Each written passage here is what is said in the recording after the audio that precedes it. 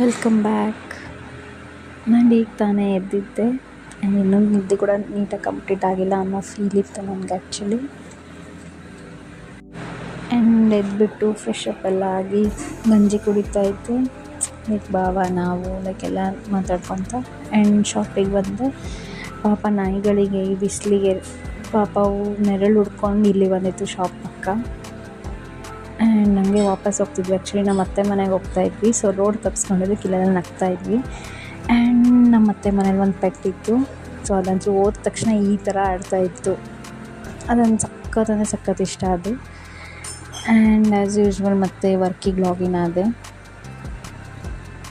ಅಲ್ಲಿ full family ಎಲ್ಲ meet ಆಗಿದ್ವಲ್ಲ, ಮಸ್ತ್ ಮಾತಾಡ್ಕೊತ ಆಫ್ಟರ್ ಲಾಂಗ್ ಟೈಮ್ ಚೆನ್ನಾಗಿತ್ತು. ಮಧ್ಯಾಹ್ನ ಊಟ ಆದಮೇಲೆ ಮಜ್ಜಿಗೆ ಇಟ್ಕೊಡ್ದೆ.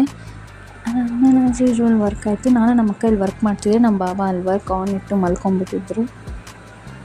ಇಲ್ಲಿ ಸ್ವಲ್ಪ ಸ್ನ್ಯಾಕ್ಸ್ ಬರುತ್ತೆ ಅಂತ ನಮ್ಮ ಮಾಮ ಸ್ನ್ಯಾಕ್ಸ್ ತೊಗೊತಾ ಇದ್ದರು.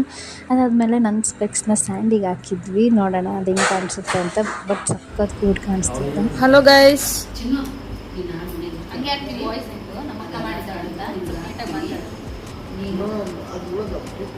ಹಲೋ ಬಾಸ್, ಹೇಗಿದೆ ಜೀವನ? ಅದಾದಮೇಲೆ ಊಟ ಆದಮೇಲೆ ಗಮನಿಸಿ ತಿಂತಾಯಿದ್ದೆ. ಆ್ಯಕ್ಚುಲಿ ನಮ್ಮ ಅಕ್ಕ ಟೇಕ್ ಓವರ್ ಮಾಡಿದ್ಲು ನನ್ನ ವ್ಲಾಗ್ನ ಆಗಲೇ. ಆ್ಯಂಡ್ ಟೈಮ್ ಆಯ್ತಂತ ಲಾಗೌಟ್ ಆದೆ.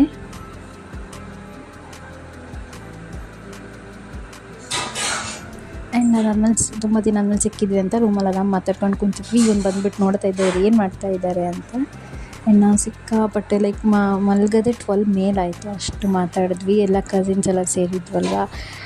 ಲೈಕ್ ಆಮೇಲೆ ಅಕ್ಕ ಬಾವನು ಭಾಳ ದಿವಸ ಮೇಲೆ ಬಂದಿದ್ದರು. ಸೊ ಅದೆಲ್ಲ ಚೆನ್ನಾಗಿತ್ತು, ಮಾತಾಡ್ಕೊತ ಟೈಮ್ ಸ್ಪೆಂಡ್ ಮಾಡಿದ್ವಿ. ಆ್ಯಂಡ್ ನನಗೆ ನಮ್ಮ ಅಕ್ಕ ಇಲ್ಲಿ ಫುಲ್ ಪ್ರಿನ್ಸಸ್ ಟ್ರೀಟ್ಮೆಂಟ್ ಕೊಡ್ತಾಯಿದ್ಲು. ರಾತ್ರಿ ಎಲ್ಲರೂ ಮಾತಾಡೋಣ ಅಂತ ಕೂತ್ಕೊಂಡ್ರೆ ಇವಳು ನನ್ನ ನೇಲ್ಸ್ ಕಟ್ ಮಾಡ್ತಾಯಿದ್ಲು. ಅದು ಹೆಂಗೆ ಕೈಯಿಂದ, ನೇಲ್ ಕಟ್ಟರಿಂದನೂ ಅಲ್ಲ. That's it for the day.